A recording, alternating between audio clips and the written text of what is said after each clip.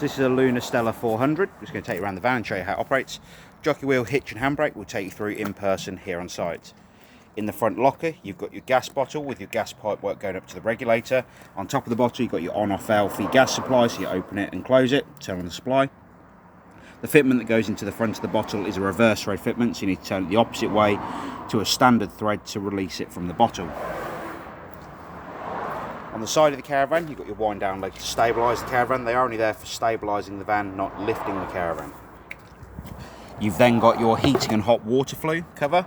You need to remove this cover anytime you run the gas systems inside of the Caravan for your heating and hot water. Sorry, going back to the wind down leg, wind down bar will be in the front locker for these, and like I said, they are only there for stabilising, not lifting the van. Next up is your water pump connection. So you've got your water pump connection that pushes into the side of the van here and locks in place. There are two tabs, one at the top and one at the bottom, which you can release by pushing these little clips up, or pushing the little buttons up. And then the pickup pipe itself actually drops down inside the act roll on the side of the van, as you can see here. We've then got our battery box with the mains power lead coming to the side of the van. So the mains power lead is connected to the power on site, and the battery is connected to the 12-volt systems on board the Caravan. While you're here on site, we'll torque the wheel nuts so you can see they've been tightened correctly, and then you'll be free to leave once we have done those. On the rear of the Caravan, you've got your wind down legs to stabilise the van while it's on site. Again, it is only there for stabilising, not lifting the Caravan. And also at the back of the van, you've got your three drain down pipes, which are essentially there to allow the wastewater to come back out of the van. You have three bits of pipe and they'll drop down inside your waste master. So we're now on the inside of the Caravan, and you've got the main control panel over on the right hand side, just on the side of the cabinet, as you can see here, or the cabinet area. You've got your master power switch on the top right hand side here. You need to have this on for anything to work inside of the Caravan. And you'll also need to put the switch here that says car and van down to the bottom onto Caravan at the bottom here. You've got your battery test switch, which will tell you how much battery power you've got in the battery on board the Caravan. You've got your front lights and your rear lights for the Caravan on two separate switches just here, and they will turn the lights on and off inside of the Caravan. You've got your water pump switch here, and I'm going to show you how that works now. So to fill the water system up on the Caravan, you're going to need to come to every tap on board the Caravan and open them all up on the hot side of the water system. As you see, I've already done this, so I'm just going to shut that tap off. But you'll leave all of these taps open on the hot side of the water system, and you'll come underneath the seat on the front right-hand side of the van. And underneath here, you will find a yellow valve. Now this yellow valve is the drain down valve for the water system. That yellow valve needs to be parallel with the floor for the water system to fill up, as it is at the moment, and upright and pointing towards the bottom of the seat to drain the water system down. So like I said, parallel with the floor to fill the system up. Once that valve is parallel with the floor, you can then come over to the control panel, just here on the, again, and you can turn on the water pump switch. That will start drawing the water from the act roll on the outside of the Caravan. Once that water system is full, you'll have water running continuously out of every tap on board the Caravan, as you can see here. You can then shut all of the taps back off, and at that point you'll be able to start warming the water on board the Caravan. Now to do this, you have the option of gas water heating. So you need to warm the water on gas, and you can use the dial here on the right hand side. You spin it round to the flame symbol. The green light in the back here indicates a pilot light, and if the red light appears, which it will do in a second because the gas bottle is currently turned off, it means it has failed to ignite. That's because we haven't got the cover off on the outside, and also due to the fact that we haven't got the gas bottle turned on. So that is your your gas water heating. So green light on, red light and green light on together, it means it has failed to ignite.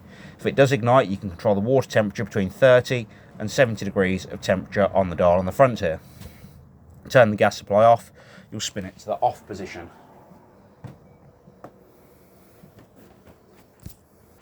Then if you come underneath the seat, just in here, you'll find there is two switches. Oh, come the right way with that. Two switches just here. So if you want to warm the water on electric, you'll flick this switch on here. Green light indicates that is working. And to get the ultra heating to work, which is the heater just here, you'll need to have this switch on as well. If you've got no water in the system, you'd leave this turned off, the same as the gas option. Put that back in place.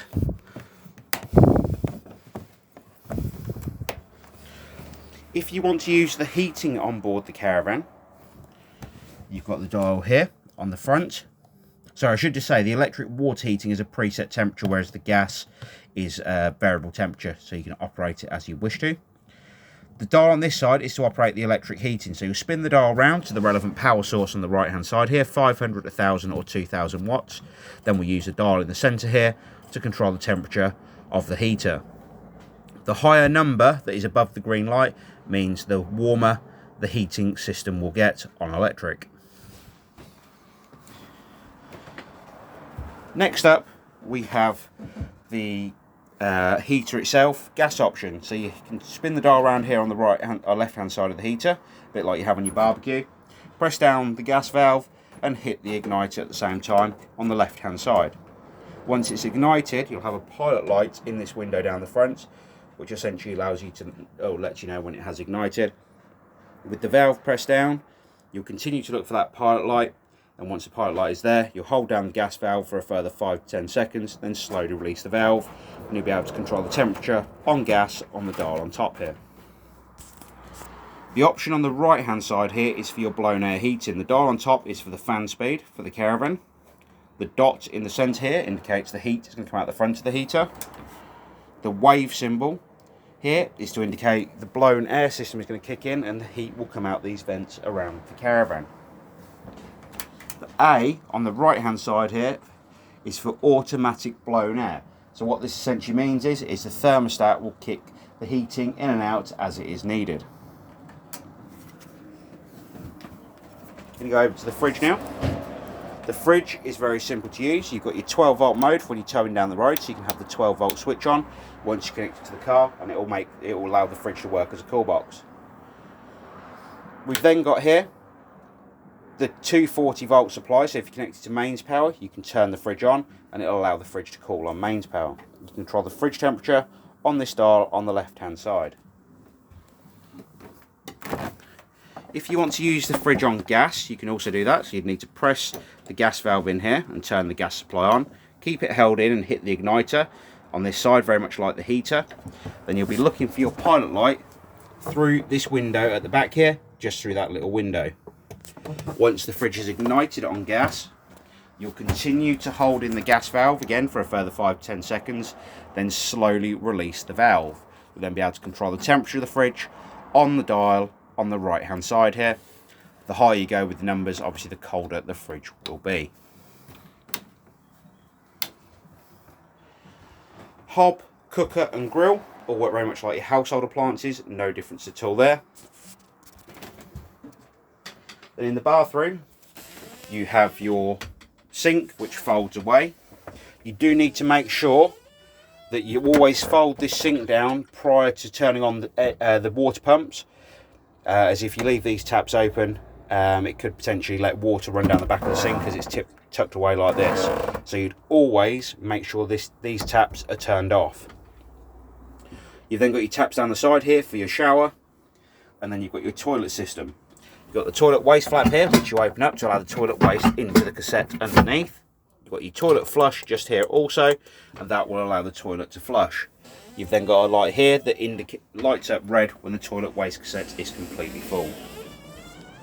So this is the Lunar Stellar 400. If you have any further questions on the Caravan, please don't hesitate to give us a call. We appreciate the business and we look forward to seeing you here on site soon. Thank you for now. Bye bye.